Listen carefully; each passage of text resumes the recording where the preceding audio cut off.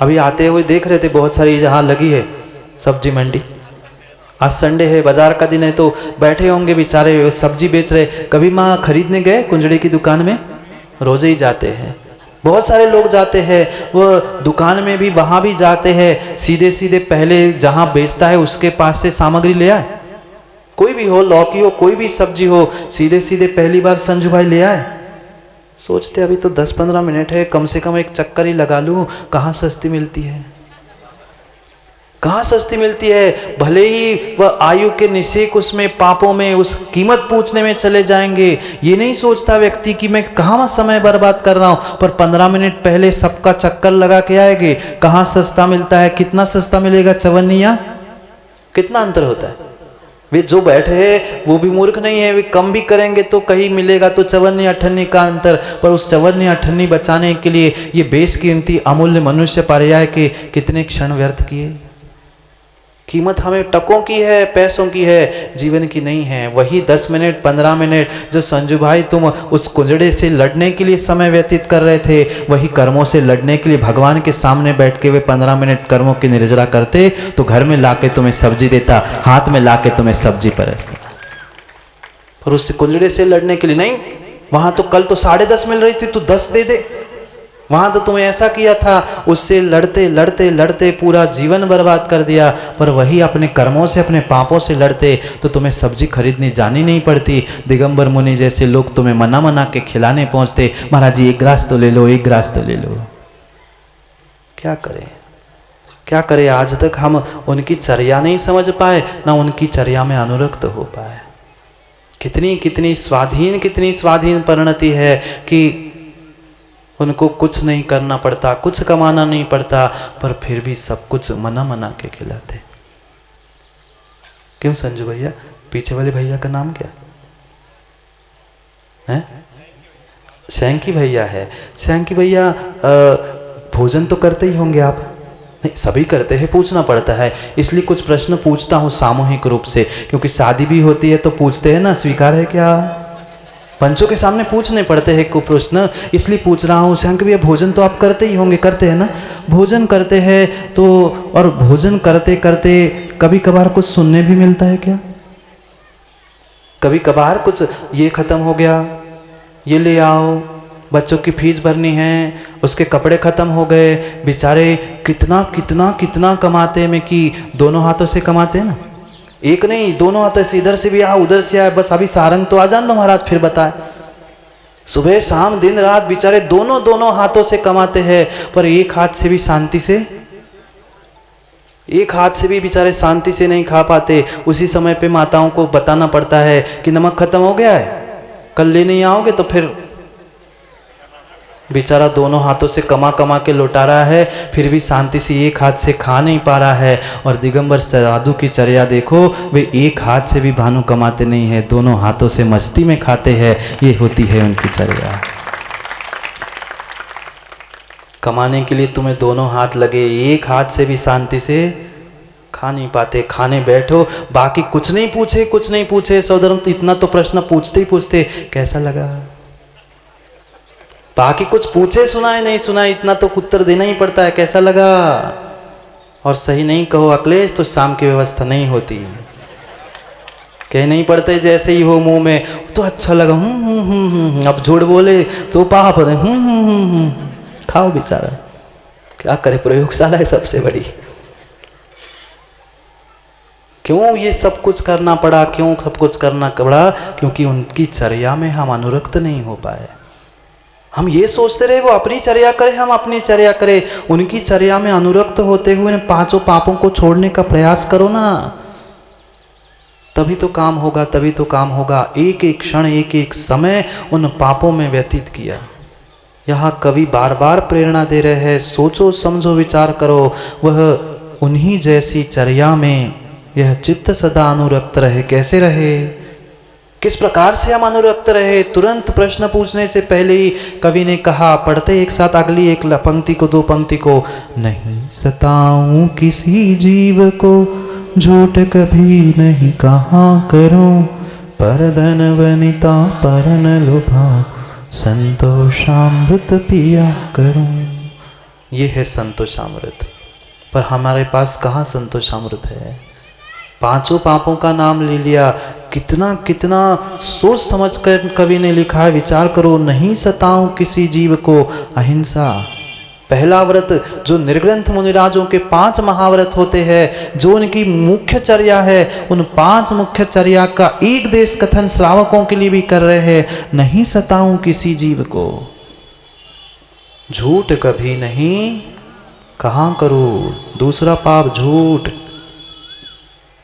पर धन वनिता, पर धन और पर वनिता, कुशील परिग्रह। संतोषामृत पिया करो। एक एक शब्द सुन सुन के वह मेरी भावना लिखी गई है। वास्तव में कहने के लिए बहुत सामान्य विषय है, पर इतना इतना गहरा रहस्य इन एक एक शब्दों में कवि ने लिखा है, जिससे वास्तव में हमारा जीवन अमृत हो सकता है। पर वह संतोषामृत है कहाँ? सबकी दृष्टि, सबकी तलाश मात्र दूसरे तक है, अपने तक नहीं है। घर में कितनी भी सुंदर क्यों ना हो बेटे की माँ, पर क्या दिखता है? दूसरे का गोरा, दूसरे का काला और रंग दिखता है, पर स्वयं के घर की वनिता नहीं दिख पा रही है। पर धन और पर वनिता। इस ब्रह्मांड में, इस संसार में अगर चौधरी जी युद्ध का कुछ निमित्त है तो वे 2 ही है, पर धन पर वनिता, स्त्री और श्री। जितने भी युद्ध हुए, चाहे भारत के हुए हो, आज भी जो युद्ध हो रहा है, किसके लिए? मात्र उसके लिए है, श्री की स्त्री। चाहे रामायण हो, चाहे महाभारत हो। किसके पीछे हुआ रामायण? किसके पीछे हुआ सौधम रामायण? एक सीता नाम की स्त्री के पीछे तो इतना बड़ा रामायण हुआ। और महाभारत क्यों हुआ? मैं तो एक फूटी कौड़ी नहीं दूं। क्या कमी थी कौरवों के पास? पर देने की दानत नहीं थी। जोड़ते लाते बेचारे नरक गति का बन करके नरक चले गए, पर दे नहीं पाए। जितने युद्ध हुए, जितने होंगे, वे 2 ही के पीछे होंगे, पर धन पर वनिता, श्री और स्त्री।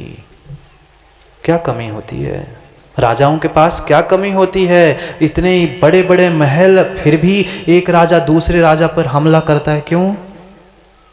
क्योंकि दूसरे पर। आगम ग्रंथों को खोल के देख लेना, मात्र इसलिए दोनों राजाओं की युद्ध हो गया, दोनों राजाओं का युद्ध हुआ कि तेरे नगर की जो सुंदर नर्तकी है वो मुझे दे दो। उसने कहा मैं नहीं देता हूं। दोनों लड़ गए, दोनों मर गए। वो नर्तकी बेचारी नाच ही रही है। हाँ, ऐसी स्थिति है। परधन वनिता परन लुभाऊं, संतोषामृत पिया करो। थोड़ा सा तो संतोषामृत पिए। कभी तो हम अपने जीवन में संतोषी होने का प्रयास करें।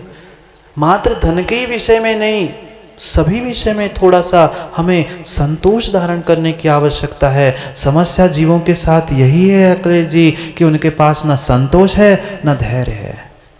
क्या करे? आजकल सब कुछ रेडीमेड का जमाना है ना माँ। 2 मिनट्स, ना माँ को बनाना है ना बच्चों को खाना है। बस पाउच खोलो, पानी में डालो और 2 मिनट में तैयार। जीवन भी तैयार और जीवन भी समाप्त। हाँ, सब कुछ आजकल रेडी मिक्स आ रहे हैं। बस घर में लाओ और सब बन गया। नहीं बनता माँ? बनता है। जीवन भी हमारा ऐसे ही बन गया है। खोलो, रेडी, समाप्त। धैर्य नहीं है। कोई कार्य करना है, जीवन जीना है, तो वो संतोष और धैर्य, ये दोनों बहुत बड़ी शक्ति होती है। जिसके पास धैर्य है वही संतोषामृत पी सकता है। सब जल्दी चाहिए। प्रत्येक कार्य जल्दी नहीं होते नितिन भाई, समय देना पड़ता है। संतोष जिसके पास है वो ही धैर्य रखता है। हमें खुशी नहीं है, संतोष ही नहीं है। जितना मिले हमें और चाहिए। कितना ले जाएंगे साथ में? कौन ले जाएंगे? अनिल भाई बताओ ना, कितना ले जाएंगे साथ? कितना किलो सोना ले जाओगे माताओं? बोलो ना। कितना किलो सोना मायके से ले आए थे, जो 2-4 किलो वहां से ले जाओगे? कुछ ले जाएंगे? नहीं।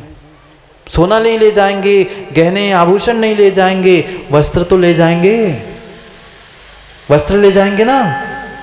कौन ले जा पाया आज तक? चिता तक भी पूरे वस्त्र नहीं जाते। जाते हैं? नहीं जाते। चिता तक भी पूरे वस्त्र नहीं जाते। चिता में पहुंचने से पहले ही उसे फाड़ दिया जाता है, आग लगाने से पहले उसके वस्त्रों को निकाल दिया जाता है। क्या ले जाएंगे साथ? क्यों नहीं संतोष को प्राप्त कर रहे हैं? क्यों दूसरे पर दृष्टि है? क्यों परधन और परवनिता से हम परेशान हैं? स्वयं के झोली में जो है व्यक्ति, उसे तो गिन नहीं पा रहा है, उसे तो खा नहीं पा रहा है, उसे तो संभाल नहीं पा रहा है, पर दूसरे पर दृष्टि डाल रहा है। पर धन पर वनिता न लुभाऊं, उस पे लुभाऊं नहीं, ये भावना है। ऐसी भावना बनाने के लिए कह रहे हैं। ये पांचों पापों से विरक्ति रूप उनकी जो चर्या है, वे 100% पाल रहे हैं, हम 1% पाल रहे। कम से कम माता इतना ही कर लो कि कम से कम देवशास्त्र गुरु के स्थानों पर, आयतनों पे ही पांचों पापों से बचने का प्रयास करे। प्रयास ही करे। मैं ये नहीं कह रहा हूं कि बचे ही जाओ, पर प्रयास तो करे, कभी ना कभी तो प्रयास करे। आज नहीं करोगे तो पता नहीं कब हम पापों से उठकर अपने जीवन को अमृत बना रहे। समय हो गया है घड़ी का, समय हो गया है अमृत पीने का। क्योंकि पुनः ये जिनवाणी का अमृत मिले नहीं मिले, अखिलेश जी समय हो गया है, समझ गए। वो कितना ही माइक बजाओ, हम तो जब छोड़ना है तब ही छोड़े। सोचे समझे, जीवन को अगर माँ अमृत बनाना है तो जीवन में संतोष धारण करना होगा। मात्र कब तक कहते रहेंगे कि नहीं सताऊं किसी जीव को? जब समय मिलता है व्यक्ति मात्र दूसरे को सताने का ही प्रयास करता है। हम तो अच्छे कर ही नहीं रहे, तुम काहे को कर रहे हैं? तुम्हें भी नहीं करने दे, काम नहीं बनेगा। स्वयं का नहीं, पूरे देश का, राष्ट्र का, पूरे समाज का हित हो रहा है, ये क्यों भूल रहा है? क्योंकि ये पक्का है, तुम अगर अपने जीवन में सुख शांति चाहते हो तो दूसरे के लिए भी तुम्हें सुख शांति की भावना भानी होगी। अगर तुम दूसरों को परेशान करोगे, दुख दोगे, सताओगे, तो आज नहीं तो कल कर्म का ऐसा उदय आएगा कि वह कर्म ही तुम्हें फिर ऐसे सताएंगे, फिर दर की ठोकरें खाते फिरोगे। मत सताओ किसी को, क्योंकि ये कर्म सिद्धांत ऐसा अटल सिद्धांत है कि जो कर्म सिद्धांत किसी को भी टाल नहीं सकता, कोई नहीं टाल सकता। ये इस युग के पहले तीर्थंकर नहीं टाल पाए। जब उनका उद्देश्य नहीं था किसी को सताने का, फिर भी मुसीका लग गया जीवन में, उन्हें भी 6 महीने घूरना पड़ा। एक इतना ही माँ, ये 2 ही पंक्ति जीवन में उतार लो, नहीं सताऊं किसी जीव को, झूठ कभी नहीं। हम तो झूठ के अलावा माँ कुछ बोलते ही नहीं है। जब चाहे झूठ, एक छुपाने के लिए दूसरा, दूसरे छुपाने के लिए 100, पता नहीं जीवन भर में कितने झूठ बोले। और इतनी सफाई से झूठ बोलते हैं, व्यक्ति को ये लगता है मैं झूठ बोल रहा हूँ, सामने वाले को पता ही नहीं है। पर भूल मत करना प्रथम भाई, झूठ बोल रहे हो तो सामने वाले को पता चलता है कि झूठ बोला जा रहा है। व्यक्ति ये सोचता है हम तो झूठ बोल रहे, किसको पता चला? किसी को पता चले नहीं चले, पर पाप का तो बंध हो ही गया। इसलिए इन पापों से उस बचने के लिए पापी पेट नहीं, पापी पेटी को छोड़ते हुए उस मात्र पेट की व्यवस्था करने का प्रयास करो। कितना ही जोड़ते जाना, पर अगर वह जोड़ा हुआ साथ जाता होता तो कुछ काम का होता, पर वह जोड़ने से काम नहीं होगा, छोड़ने से ही काम होगा। जितने जीवों ने छोड़ा, उतने जीवों ने प्राप्त कर लिया। आज विधान कर रहे हैं ना माताओं, 64 रिद्धि विधान कर रहे हैं ना। कैसी रिद्धि प्रकट हो गई? जो ये सिद्ध चक्र विधान में या जहां भी तुम 64 रिद्धि विधान करते हो, जो 64 रिद्धिधारी मुनिराजों की जो पूजा अर्चना की जा रही है, वे 64 रिद्धिधारी बने कैसे? उन्होंने सब कुछ छोड़ दिया, तब अपने आप उनकी ध्यान, ज्ञान, तपस्या, उसके माध्यम से उन्होंने एक रिद्धि को प्राप्त कर लिया। क्या अद्भुत रिद्धि और क्या अद्भुत सिद्धि उन दिगंबर मुनिराजों के पास होती है, क्योंकि उन्होंने पांचों पापों को छोड़कर अपने उन 5 महाव्रत 28 मूल गुणों का निरतिचार पालन किया होता है। ऐसी ऐसी एक रिद्धियां होती है, शायद सुनोगे पढ़ोगे। वह ऐसी भी रिद्धि होती है, मुनिराज का जो मल होता है, उस मल से स्पर्शित हवा अगर किसी रोगी को स्पर्श कर जाए तो उसका रोग ठीक हो जाए। ये मल्लौषधि रिद्धि है। कोई मल का विसर्जन, चाहे खकार हो चाहे पेट का मल हो, उस मल से स्पर्शित हवा अगर किसी व्यक्ति को छू जाए तो उसके रोग ठीक होते हैं। ऐसे रिद्धिधारी मुनिराज होते हैं कि जो मकड़ी का तंतु, मकड़ी की जाला होता है, उसका एक तंतु उस पर चलते हैं पर तंतु टूटता नहीं है। पानी पे भी चलते हैं तो भूमि जैसे निकल जाते हैं, पानी से स्पर्श नहीं होता। ये रिद्धियां अपने आप प्रकट करते हैं। वो रिद्धियों के लिए तपस्या नहीं करते। जो रिद्धियों के लिए तपस्या करते हैं उन्हें कभी रिद्धियां प्रकट नहीं होती। जो सिद्धि के लिए काम करते हैं वे कभी उनकी रिद्धि सिद्धि नहीं होती। जो सहजता से संतोषामृत पी के काम करते हैं, वह चाहे वह श्रावक क्यों ना हो, उसके भी जीवन में सिद्धि होती हो, वे तो फिर मुनिराज है, उनको तो रिद्धियां होती ही होती है। ये पंचम काल में कोई रिद्धि नहीं होती, कोई रिद्धि नहीं होती, पर कम से कम रिद्धि नहीं होती तो कम से कम उन रिद्धिधारी मुनिराजों की पूजा अर्चना और वंदना करके हम रिद्धि को प्राप्त करने की, उनके जैसे बनने की ही चर्या में अनुरक्त हो जाए। जाओ, समय हो गया है। उन 64 रिद्धि मुनिराजों की अर्चना करने का, क्योंकि ये अद्भुत अद्भुत ऐसा सिद्ध चक्र विधान हुआ करता है जिसमें मुनिराज, अरिहंत, भूत, भविष्य सभी भगवंतों की, इस 5 परमेष्ठी की आराधना की जाती है। जिनके जिनके जीवन में दुख अशांति है, वे इस 64 रिद्धि के द्वारा अपने आप को रिद्धि सिद्धि से समृद्ध करने का प्रयास करें। समय सिद्ध करने का हो गया महाराज जी। कहाँ की रिद्धि और कहाँ की, हमें तो एक ही सिद्धि दिखती है, बस वो सिद्धि हो जाए। हमें तो एक ही सिद्धि चाहिए जीवन में, वह देवी सिद्ध हो जाए, लक्ष्मी सिद्ध हो जाए। घर की देवी मिले नहीं मिले, वो देवी से काम चला लेंगे। ऐसी स्थिति आज के लोगों। जाओ, समय हो गया है। संतोषामृत पिया करो, संतोषामृत को पी लो तो ही जीवन धन्य होगा। अन्यथा आज तक मरते रहे, आगे आने वाले समय में भी मरते मरते ही जिएंगे। कभी तो अपने जीवन में अपनी तलाश करो जिससे हम लाश ना बने, अपने जीवन को संतोषामृत से अमृत बनाने का प्रयास करते पुनः समय पर, समय के बाद, क्योंकि समय पे किया गया काम समय को दिलाता है। बोली भगवान महावीर स्वामी की।